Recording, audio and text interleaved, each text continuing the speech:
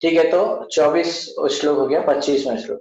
स उत्तम श्लोक महन्मुखच्युतो भवत्पदाम्बोज सुधा कणानिलः स्मृतिं पुनः विस्मृतत्व वर्तमना कुयोगिनां नो वितरत्यलंबरे। स वै उत्तम श्लोक, चुने हुए श्लोकों से प्रशंसित। हे भगवान,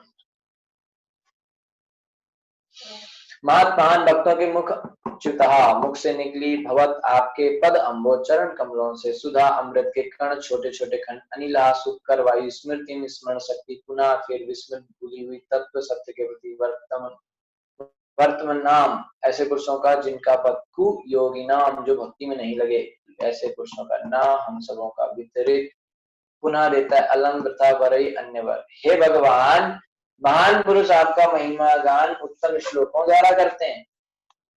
आपके चरण कमलों की प्रशंसा केसर कणों के समान है।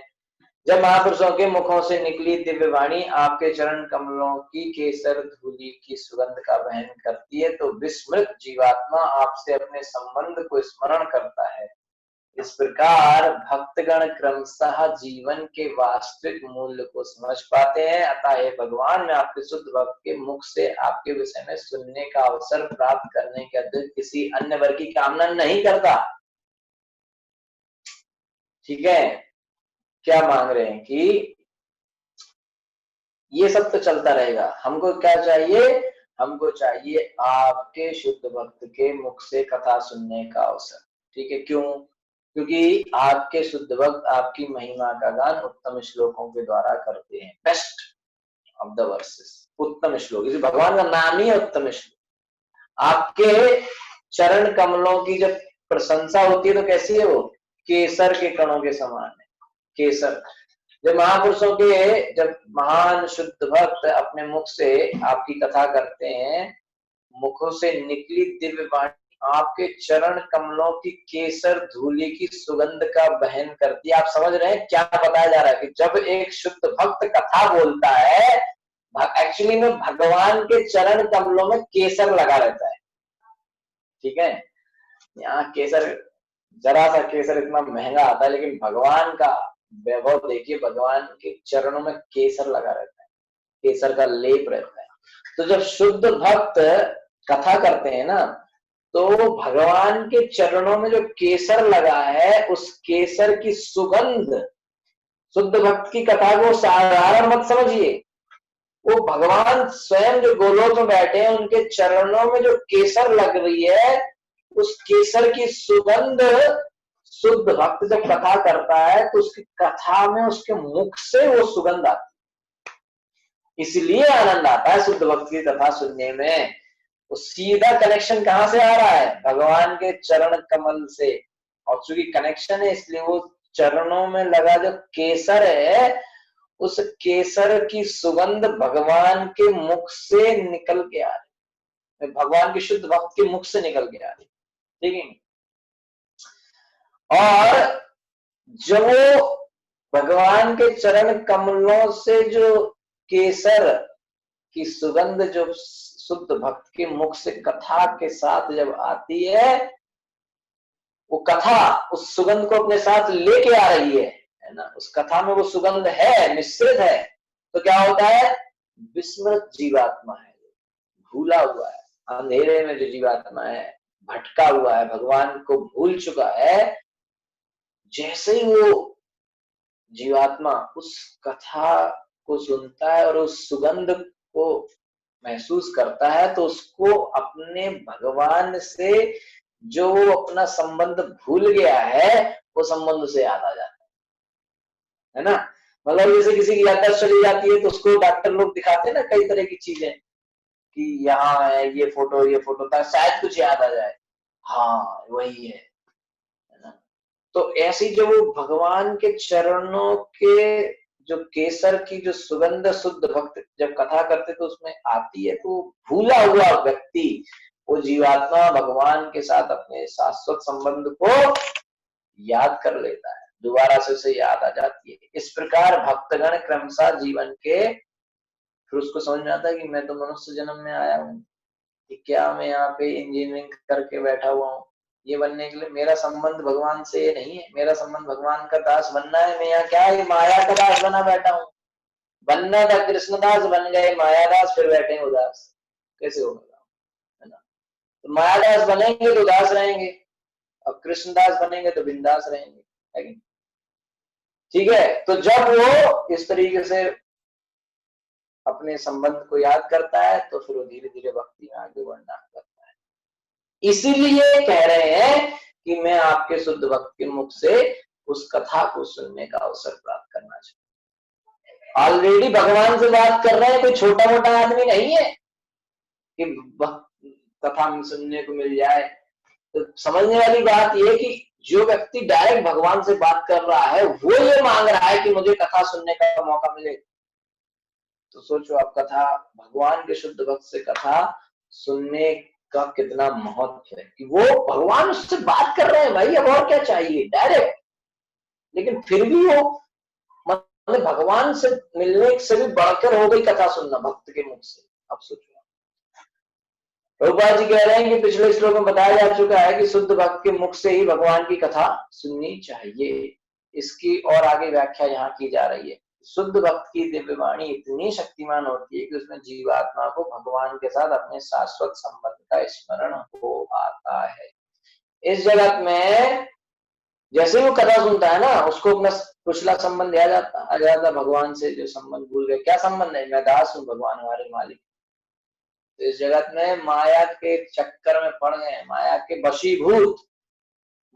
वशीभूत होके हमने भगवान के प्रति अपने संबंध को भुला दिया है।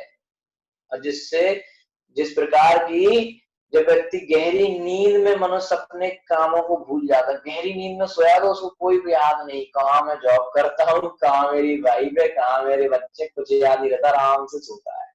तो वैसे ही हम बिल्कुल अभी हम लग तो रहा है हम जा रहे हैं, एक्चुअली में हम सो रहे हैं। ठीक है, तो वेदों में कहा गया है कि हम सभी माया के प्रभाव के अंतर्गत सोए हुए हैं। अभी तो भक्ति ठाकुर तो जीव जागो हम लोग माया में क्या हुए हैं, सोए हुए हैं। ठीक है, तो हमको क्या करना चाहिए, इस नींद से जागना चाहिए। ठीक है, और सही सेवा में तत्पर होकर लग जाना चाहिए, तभी हम इस मनुष्य जीवन का समुचित लाभ उठा सकते हैं। ठाकुर भक्ति विनोद के गीत में आया है कि भगवान चैतन्य बाबू आए हैं, करें जीव जागो, जीव जागो, जीव जागो, कब तक सोए रहोगे माया की गोद में।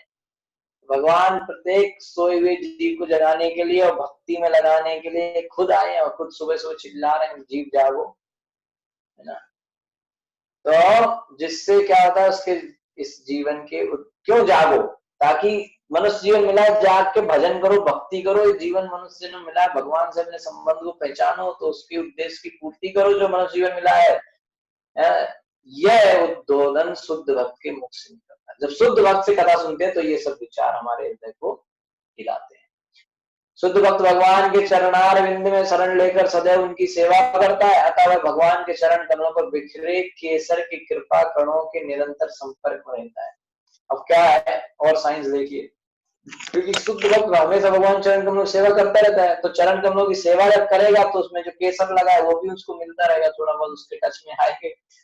यदि भी जब शुद्ध भक्त बोलता है तो उसकी वाणी इस भौतिक आकाश की ध्वनि से मेल खाती है, किंतु आध्यात्मिक रूप से यह इतनी शक्तिशाली होती है कि ये भगवान के चरण कमलों पर बिखरी केसर धूलि का स्पर्श करती है। ठीक है, तो सुनने में तो लगेगा कि ये तो बिल्कुल और भौतिक जैसे लोग बोलते हैं वैसे ये भी है, लेकिन वो साधारण नहीं है। वैसे लग सकता है कि साधारण है, ठीक है, लेकिन साधारण नहीं है। क्यों, उसमें भगवान के चरण कमलों से जो केसर है वो भी आ रहा है। जैसे ही सोया हुआ जीवात्मा माया में जो सोया है, शुद्ध भक्त से के मुख से निकली शक्तिशाली कथा वाणी को सुनता है, तो तत्क्षण भगवान के साथ अपने शाश्वत संबंध को उसको याद आ जाती है, और उसी क्षण वो सब कुछ भूला हुआ चीज उससे जो है, जो कुछ भी भगवान के साथ संबंध है वो याद आ जाता है।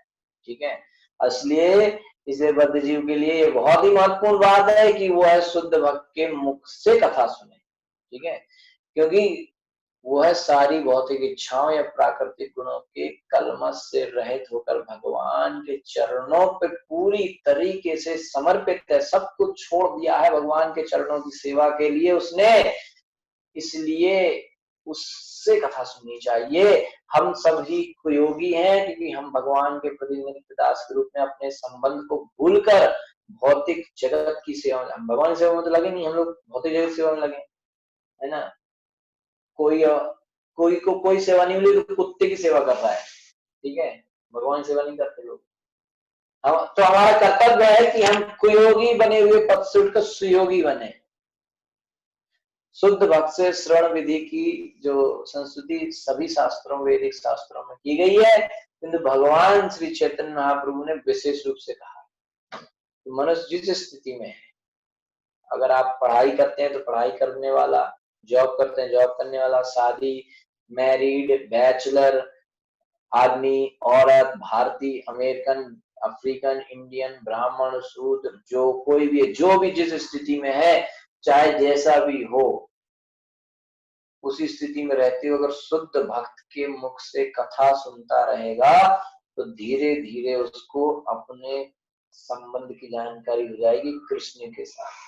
कृष्ण के साथ मेरा क्या संबंध है, धीरे धीरे उसको ये जानकारी हो जाएगी, ठीक है। और प्रेम भक्ति धीरे धीरे हृदय में जो है बढ़ने लगेगी और उसका जीवन इस तरह से सफल बन जाएगा। इसलिए आध्यात्मिक ज्ञान की दिशा में उन्नति करने के लिए शुद्ध भक्त को क्या करना चाहिए, मेनली जो है शुद्ध भक्त के मुख से श्रवण की कथा श्रवण करना चाहिए। यही विधि सबसे अत्यंत ही महत्वपूर्ण। हरे कृष्णा। 26वां श्लोक हम कल करेंगे, ठीक है। श्रील प्रभुपाद की जय। ठीक है, किसी को भी प्रश्न है तो आप लोग पूछ सकते हैं। हरे कृष्ण।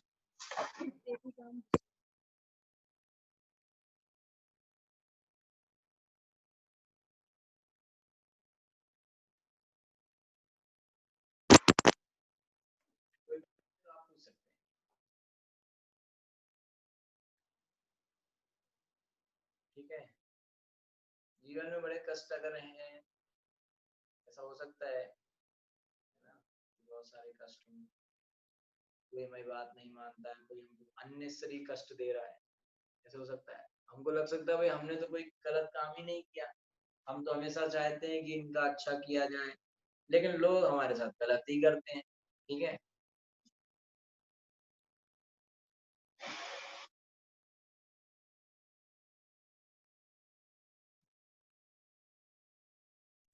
हरे कृष्णा, आवाज आ रहा है?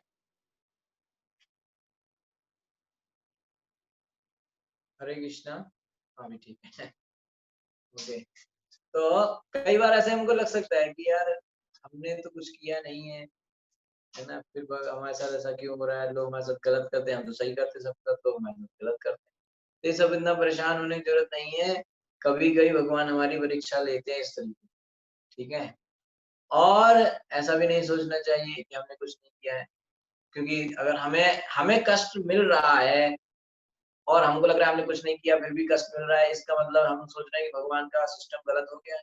नहीं, हमने कुछ नहीं किया है और हमें कष्ट मिल जाए, ऐसा हो नहीं सकता, क्योंकि भगवान का सिस्टम बिल्कुल सही चलता है।